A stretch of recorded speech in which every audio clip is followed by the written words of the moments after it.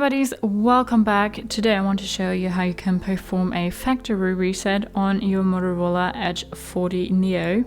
And for that you want to first go ahead and go to your settings. Now you want to go to passwords and accounts, and you want to click on your Google account and say remove account. Now we need to verify that it's us. So after we removed our account, we want to go ahead and take out our SIM card. Take your SIM card ejector or your simple paper clip, open the SIM card tray and then take that out.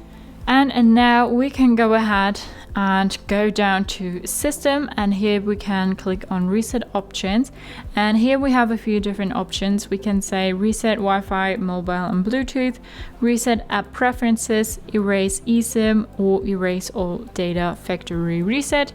We want to perform a factory reset, so we click on that, and this will erase all data from your phone's internal storage, including your Google account, system and app data and settings, downloaded apps, music, photos and other user data.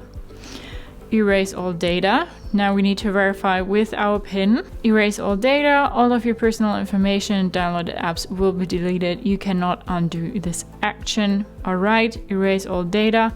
And now it's restarting and erasing everything. So now we're back at the start and we can go ahead and, well, start fresh again. We can select our language again, make emergency calls, set vision settings, and, well, set the whole thing up again. So that's how you can perform a factory reset on your Motorola Edge 40 Neo. Hope you liked it, hope it helped. If so, thumbs up, share and subscribe, and I hope to see you next time. Bye.